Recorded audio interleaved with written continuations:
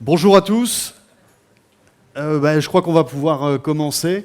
Donc voilà, moi je suis là, je m'appelle Vincent Lastenet, je suis journaliste au Télégramme et on m'a invité pour parler d'une expérience qu'on mène depuis maintenant 10 mois.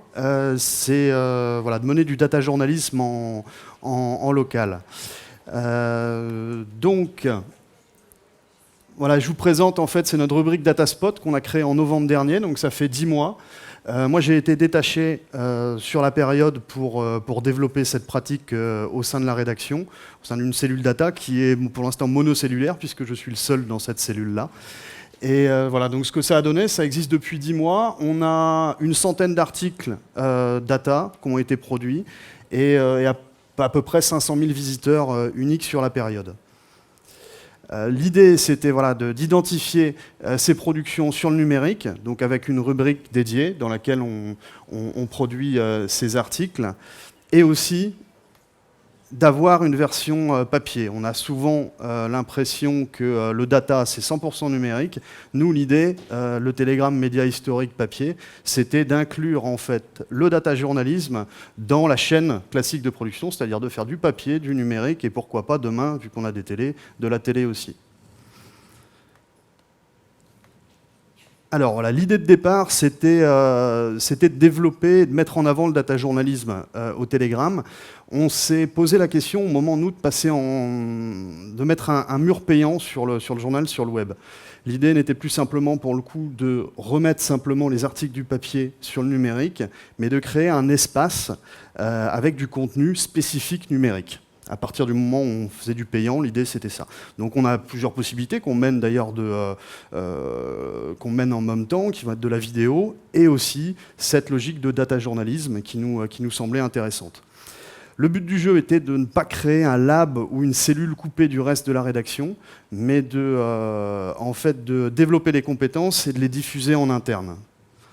Et ensuite, de structurer les acquis et de gagner en compétences et de partager avec toute la rédaction. Alors, je vais d'abord vous montrer quelques petits exemples de data visualisation. Donc, toutes ces visualisations ont été créées en interne. Et le but du jeu, c'était de pouvoir les réutiliser. Donc ça, c'est un premier exemple. Voilà, c'est un tableau de bord qu'on a créé avec des données bretonnes. Alors là, c'est en fixe, hein, mais théoriquement, voilà, tout tourne. Et l'idée, c'était de reprendre toutes les données bretonnes et de les faire bouger en même temps pour voir ce qui se passe en 24 heures en Bretagne. Typiquement, sur ce genre de projet-là, on a eu un développeur qui a travaillé avec moi. Mais maintenant, je suis capable de le réutiliser pour une autre thématique. On a beaucoup travaillé sur des cartes interactives, donc on a utilisé comme base un outil qui s'appelle Carto, qu'on présente d'ailleurs tout à l'heure également. Ça a été un choix fait au départ. Le type d'outil, on a hésité entre Google Fusion, il y avait OpenStreetMap, il y avait d'autres possibilités. Ce qui nous a séduit dans Carto, c'est la possibilité de travailler sans connaissance de code, mais à côté de ça aussi de pouvoir faire ce qu'on voulait ensuite avec quelques connaissances de code. Là, on a une carte interactive et derrière tout le modèle, le template, c'est nous qui l'avons travaillé en interne, en responsive, et il est réutilisable à chaque fois qu'on fait une nouvelle carte interactive.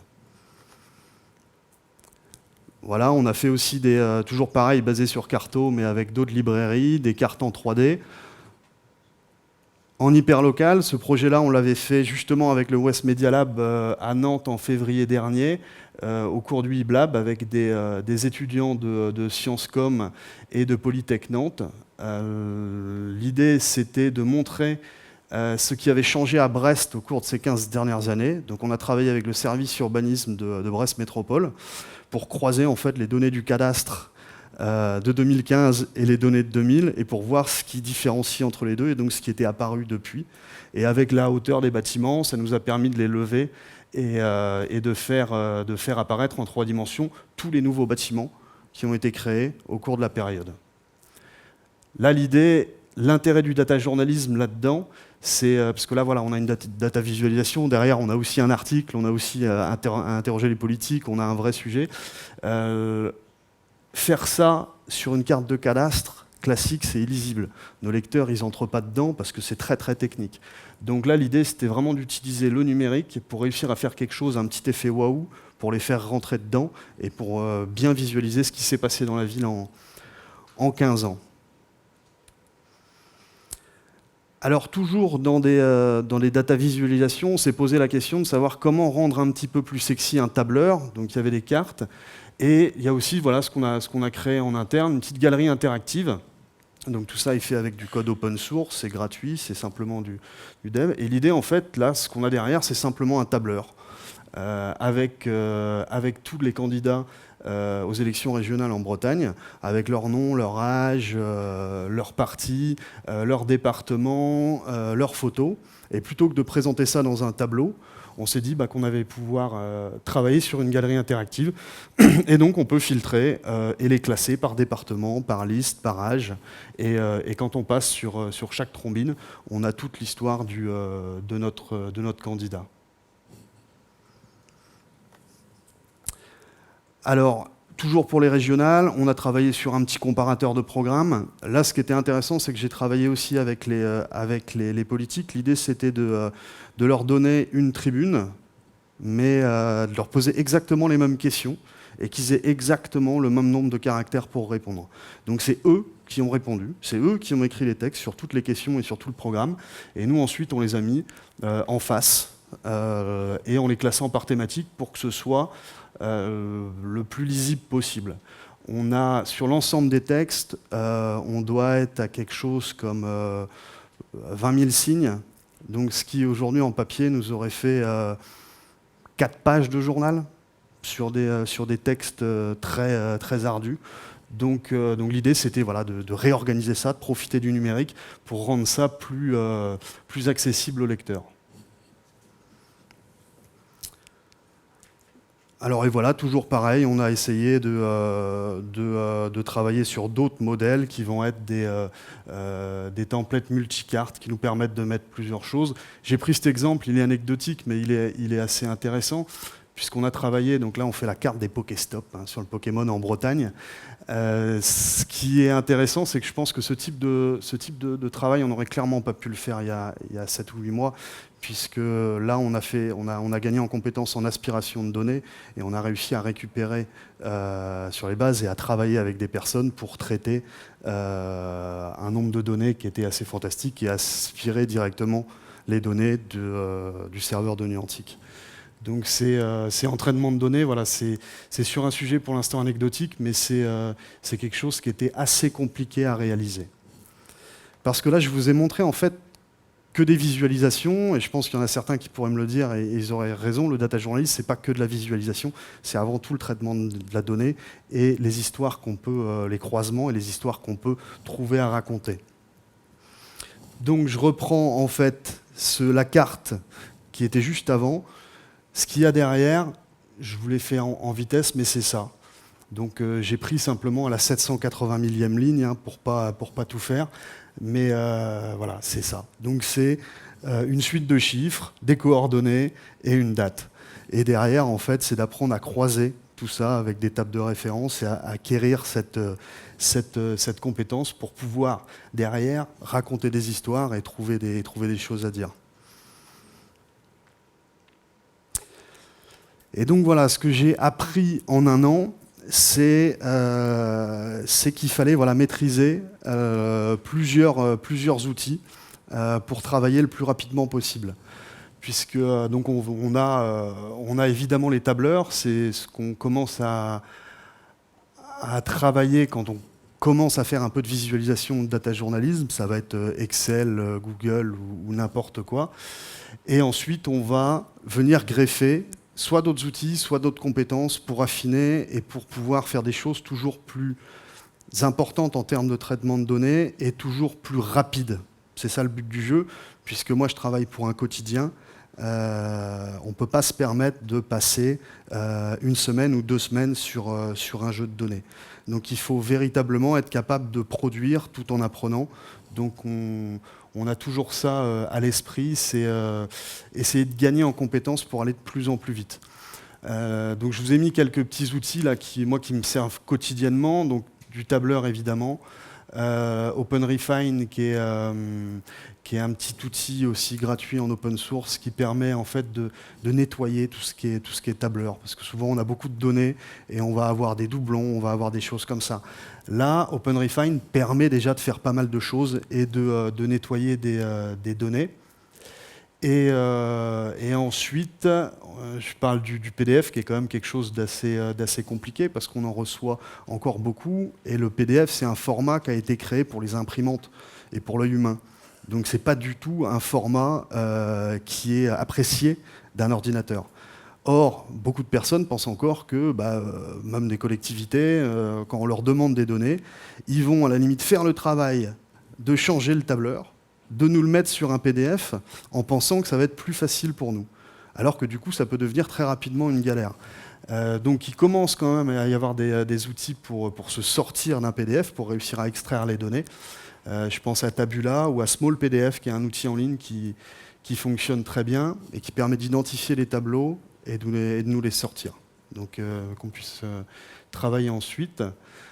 Donc voilà, et une fois qu'on a ces données, sous n'importe quel format, on va souvent avoir besoin de les convertir pour créer des applications ou pour travailler. Donc ça peut être de les convertir sur des fichiers assez simples, petites CSV, ou des fichiers un petit peu plus numériques pour créer des petites applications. Et là, il y a un petit truc qui marche très très bien, qui est facile, qui s'appelle Mr Data Converter. Et on colle les données dedans, on choisit le format, et il nous le sort sur le format. Donc voilà, c'est des petits trucs moi qui me servent très régulièrement. Je sais que c'est assez technique, mais ça peut nous permettre. Enfin, je sais que j'ai mis un peu de temps à les trouver, donc je vous les transmets parce que ça peut servir. Et bien sûr le code. L'idée en fait de ce que je commence à découvrir, c'est que véritablement le code peut permettre de simplifier la vie et de faire des choses assez intéressantes journalistiquement. Donc moi j'ai commencé il y a un an et demi.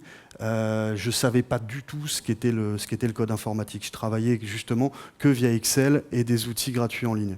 Donc là, l'idée, c'était de s'y mettre et de voir ce que ça pouvait faire.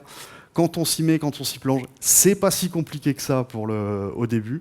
Et je pense que pour réussir à mener un produit data journalisme à terme, il faut au moins avoir une bonne maîtrise de l'HTML et le CSS, donc de la structure d'une page, et le CSS qui va être notamment pour ajouter la couche graphique.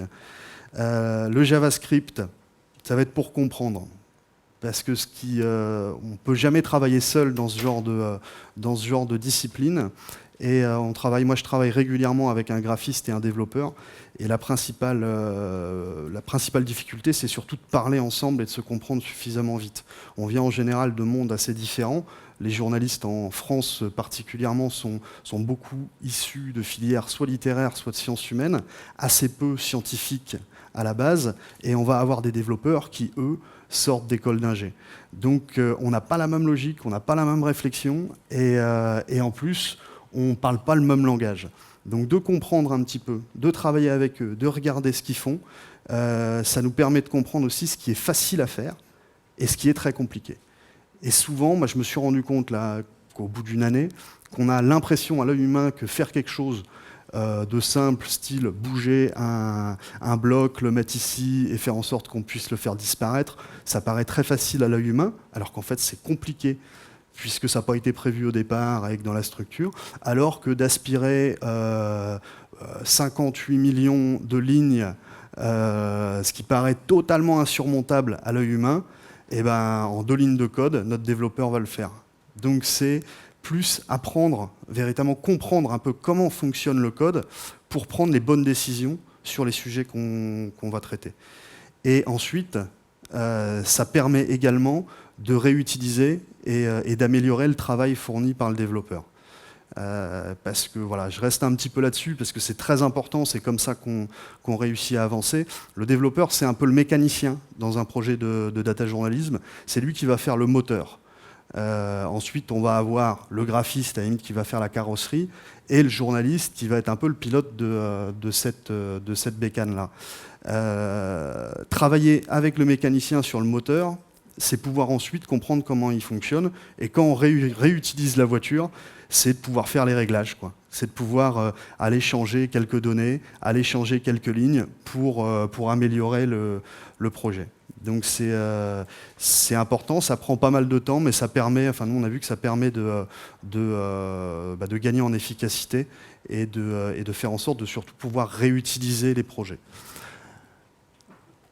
Et j'ai mis 2 derniers langages qui sont aussi importants, parce qu'on était surtout sur la visualisation avant. Là, c'est des langages de programmation qui vont permettre justement de récupérer de la donnée. Je prends par exemple Python. Enfin, c'est un langage de programmation. Nous, il y a un site sur lequel on a travaillé avec. C'est le site du Alizé Finance, du ministère des Finances, qui donne en fait tous les comptes des communes. C'est très très riche, sauf que c'est présenté d'une manière assez compliquée. On est obligé de faire 5 clics avant d'arriver sur sa ville et de prendre une donnée comme le budget. Donc si on veut le faire comme nous en général sur 1270 communes, c'est le cas pour la Bretagne administrative, ça mettrait, je sais pas moi, 2 semaines à un être humain, quelque chose comme ça. Et donc nous on a mis juste un petit robot avec Python, le code fait 10 lignes, et en fait il nous récupère automatiquement, il va lui chercher dans tous les onglets, et il va nous récupérer la donnée qui nous intéresse, avec un petit réglage rapide si on veut le budget ou si on veut l'investissement. Et il nous sort ça en moins de 5 minutes. Il nous sort tout le tableau des communes bretonnes, avec le code INSEE, le nom de la commune, le budget, l'investissement. Et donc voilà, on a mis une demi-journée à mettre en place ce petit robot scrapper. Et maintenant, on peut le réutiliser en moins de 5 minutes. Donc ce qui est vachement intéressant pour nous, parce qu'on l'avait déjà utilisé avant d'avoir cette compétence-là, et on l'avait fait faire par une boîte extérieure, parce qu'on ne pouvait pas le faire. Bon, ils nous avaient facturé ça 800 €, quoi. Donc c'est aussi de la compétence, on peut faire quelques économies. Hop. L'idée maintenant, parce que bon, je pense que l'expérience Dataspot va être poursuivie au Telegram, c'est toujours de renforcer les compétences et de les partager. On va passer dans une phase de formation maintenant des locales. On avait déjà eu des tests de faire des formations sur des tableurs, sur des choses comme ça. On se rendait compte qu'en local, c'était assez compliqué derrière d'utiliser, puisque un journaliste localier, pour ceux qui ne vous connaissent pas, voilà, on a des pages à fournir tous les jours, a vraiment un travail quotidien, doit remplir tous les jours sa locale, et donc se mettre dans les tableurs, il pourra le faire une fois tous les 2 mois. Le problème, c'est qu'une fois tous les 2 mois, on oublie tout, on recommence, on perd du temps, ça ne fonctionne pas. Donc on est en train d'essayer de réfléchir, nous, à un autre système de formation. On va partir, je pense, sur des hackathons internes, c'est-à-dire de travailler sur une série de rendez-vous avec 5 journalistes sur 2 jours, qui viennent de différentes locales, avec un sujet, avec leurs données, ou en tout cas avec des idées de données. Moi, je vais arriver aussi avec des données, on va avoir des compétences, et le but du jeu, c'est au bout de 2 jours, de sortir avec un produit data. Chacun revient dans sa locale avec un produit, donc qui peut permettre de faire 2 dossiers dans le papier, un dossier sur le numérique, etc. Et on va, je pense, travailler là-dessus. On a un autre enjeu qui va être de structurer notre base de données. Aujourd'hui, on a beaucoup de fichiers, chacun sur des postes. L'idée, ça va être de structurer cette base de données et de permettre qu'elle soit consultable dans un premier temps en interne et certainement dans un second temps aussi par nos lecteurs sur un espace open data sur Datasoft. Améliorer nos outils, on fonctionne aujourd'hui quand même un peu en laboratoire, c'est-à-dire qu'on a des prototypes, tous les prototypes qu'on voyait en haut sont des pages de code. Donc on ne peut pas décemment demander à tous les journalistes d'aller changer et d'aller travailler avec ces pages de code. Donc l'idée, c'est de valider ces prototypes, ce qu'on est en train de faire, et de travailler à une harmonisation et de travailler à un back-office interne qui permette d'utiliser sans code ces prototypes-là. Et de renforcer la communauté aussi. On travaille pareil sur de l'outil pour essayer de développer le crowdsourcing. On a eu quelques exemples qui ont fonctionné, d'autres moins. Et je pense qu'en fait, c'est en termes d'outils qu'on doit travailler là-dessus. Je me suis rendu compte que je suis allé, excusez-moi, je suis un peu stressé, je suis allé un peu vite peut-être sur les exemples et je ne l'avais pas minuté. Je vais revenir juste sur les exemples, à moins que vous ayez déjà des questions. Hop, et de voir si c'est lisible.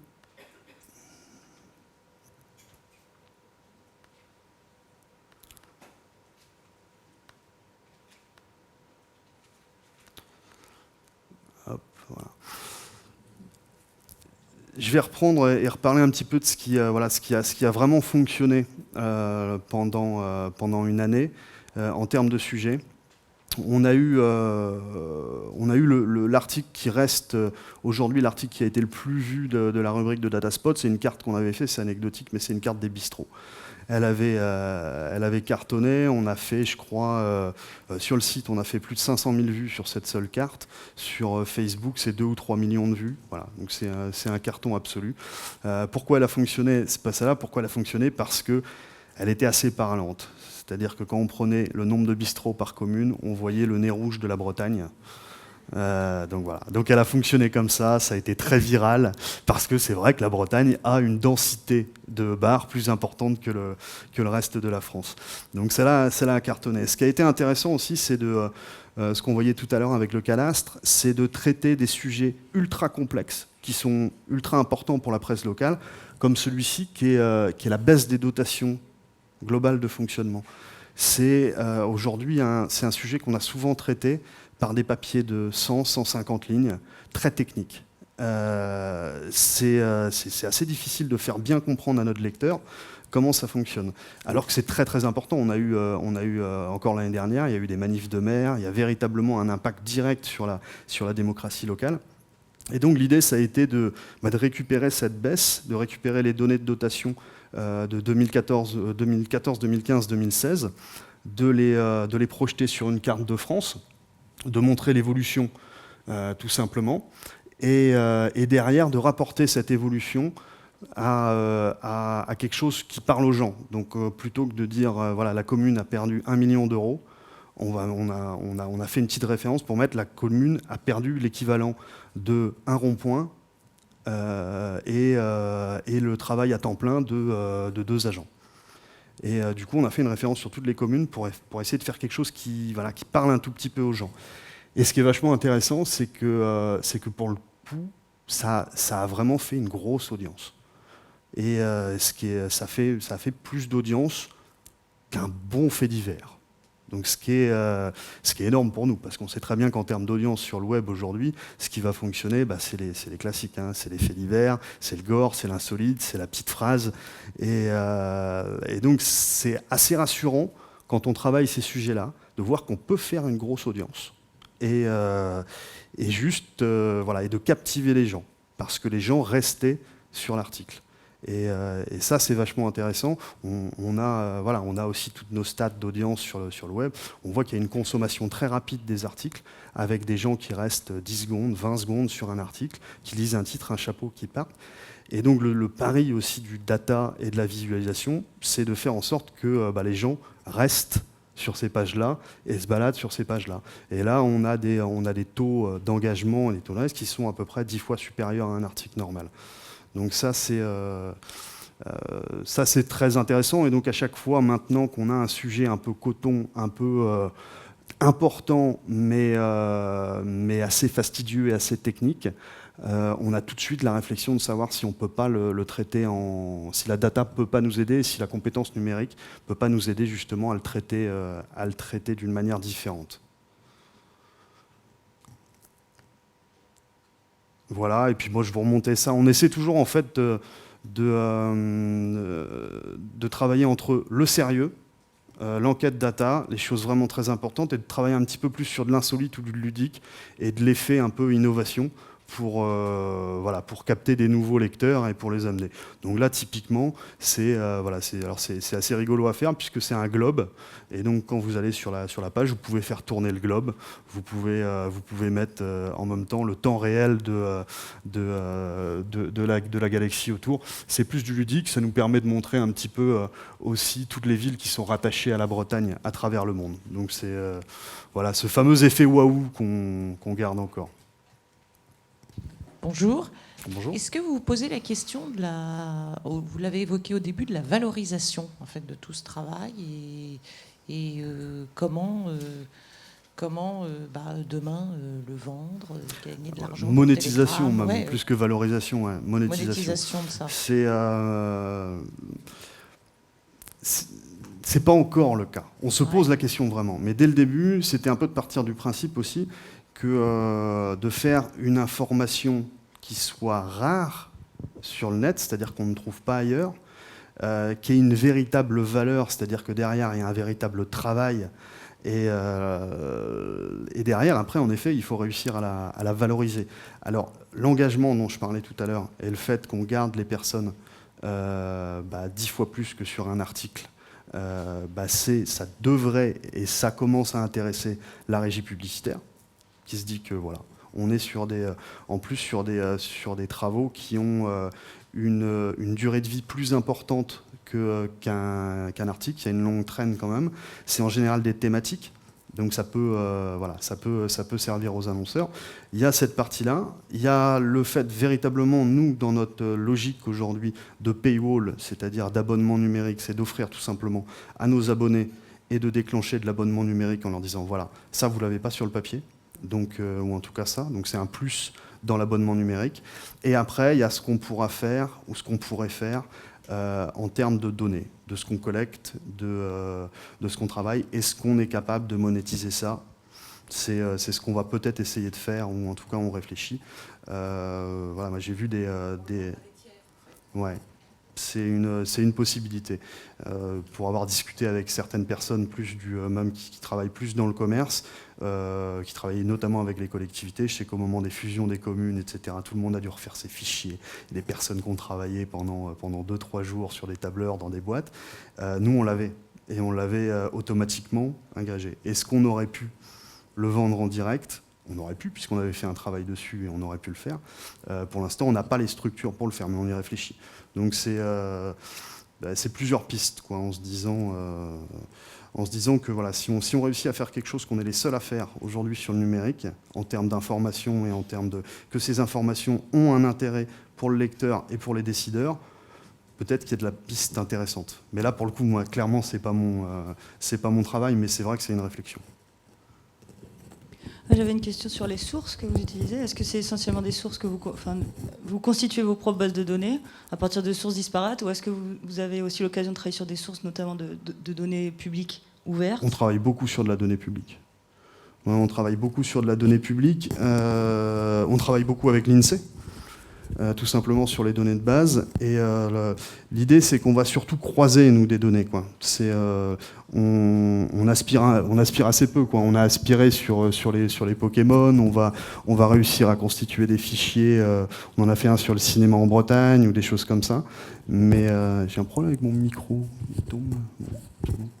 Ça va. Mais on utilise beaucoup de données publiques et on essaie aussi de faire en sorte que des données publiques le soient vraiment. C'est pas toujours évident, donc je passe quand même beaucoup de temps au téléphone avec des collectivités pour essayer de faire en sorte qu'ils nous libèrent les données. Et à ce sujet-là, c'est pas forcément toujours de la mauvaise volonté.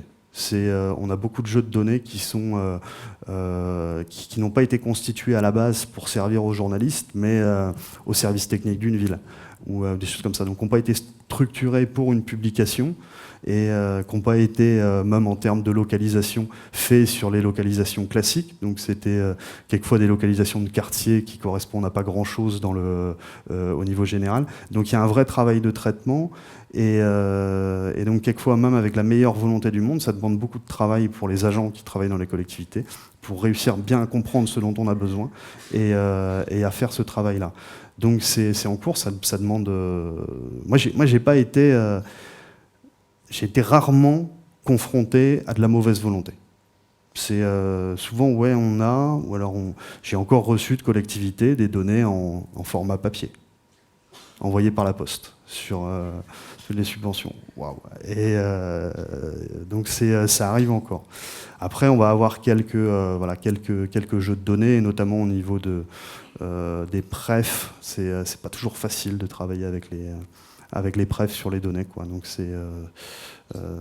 voilà, mais on récupère évidemment l'INSEE, évidemment tout ce qu'on va retrouver sur DataGouv, sur les portails aujourd'hui Open Data, et après on travaille quand même, on prend encore beaucoup notre téléphone et on rencontre encore beaucoup de gens pour essayer d'obtenir les données.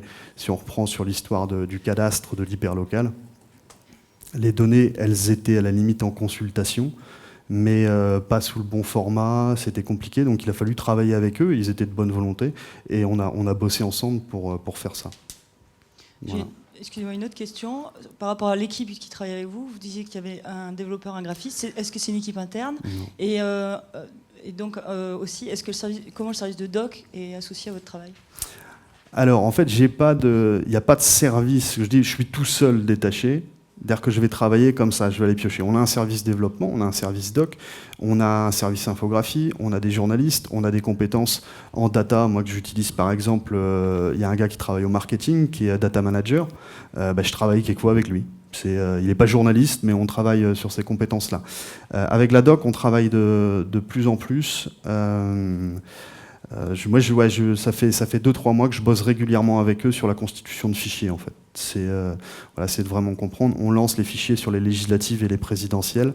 Moi, je vais créer le fichier, on va discuter avec eux, et ils vont véritablement, dans leur veille du matin, puisqu'ils compulsent le journal tous les matins, récupérer ces infos et les rentrer dans le tableur, ce qui nous permettra de constituer quelque chose d'intéressant. Je pense que la doc et le data, c'est quelque part un service doc, c'est que de la donnée, quoi. Donc c'est amené à le faire. Mais encore une fois, moi j'ai pas une équipe dédiée, donc on travaille entre services. Donc ça fait beaucoup de cuisine interne. Je voulais savoir combien ça coûte, par exemple, de faire travailler des développeurs puisqu'ils viennent de l'extérieur, j'imagine. Ah non, ça coûte trop cher. Je pense que, nous on le fait pas. Nous l'idée c'est on va travailler. Je prenais l'exemple d'aspiration des données du ministère de la Finance là sur ils nous ont facturé ça 800 € la journée. Je pense que le gars il a passé une demi-heure dessus. Non, mais peut-être pas. Peut-être qu'il a eu du mal. Mais du coup, nous, on l'a fait en interne et ça nous coûte rien. Donc il y a aussi, ça nous coûte du temps humain. Et l'idée, c'est aussi de pousser au niveau de la direction et de leur montrer que vous voyez les compétences en interne, ça peut faire des économies. Et donc on travaille avec, on a un web développeur au journal qui travaille dans le service de la DSI, la direction des systèmes informatiques. Alors il a plein de choses à faire, hein. Il a des sites à faire, il travaille mais il essaie entre 2-3 projets de travailler avec moi sur des dossiers, avec cette contrainte dont je parlais au début, c'est qu'il ne travaillera jamais sur du one-shot. On va pas mettre 2 jours de développement pour faire un sujet. L'idée, c'est on va travailler sur des modèles qui sont réutilisables. Et dans cette logique-là, on a trouvé une bonne entente, en fait. Voilà. Au niveau, je dirais, de tes confrères, les journalistes dans la rédaction, quel regard ils portent, en fait, sur cette expérimentation qui a 10 mois maintenant? Ouais. Est-ce que ça a changé?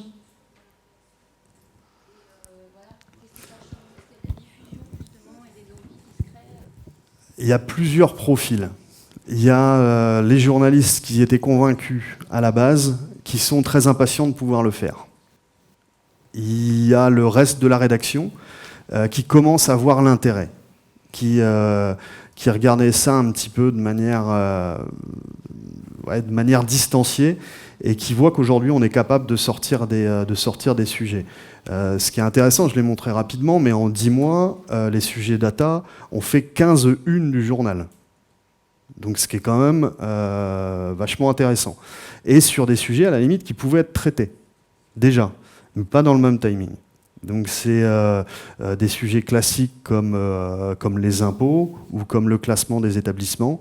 On récupère nous souvent ces infos par communiqué de presse ou par conférence de presse. On est souvent, voilà, on va donner les infos à ce moment-là.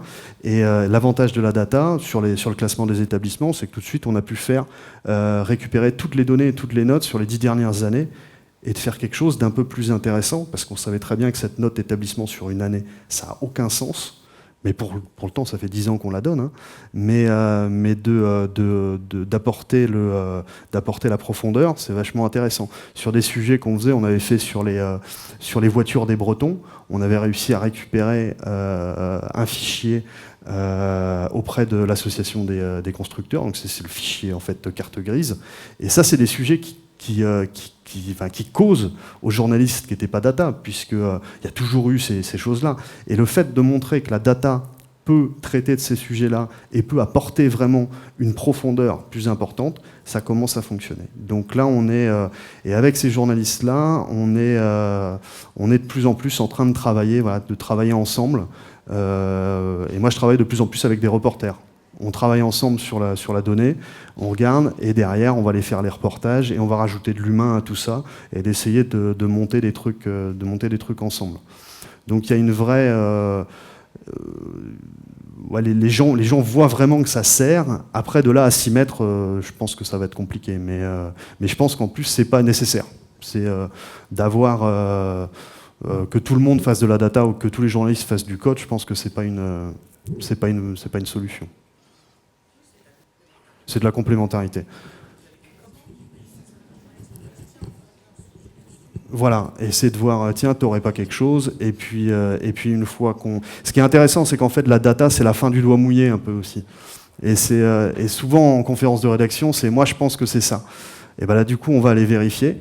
Si c'est ça, très bien, on va pouvoir le montrer, et quelquefois, on se rend compte que c'est pas du tout pareil. Donc c'est vachement intéressant là-dessus, et ça convainc. Voilà. Ah bah très bien, parfait.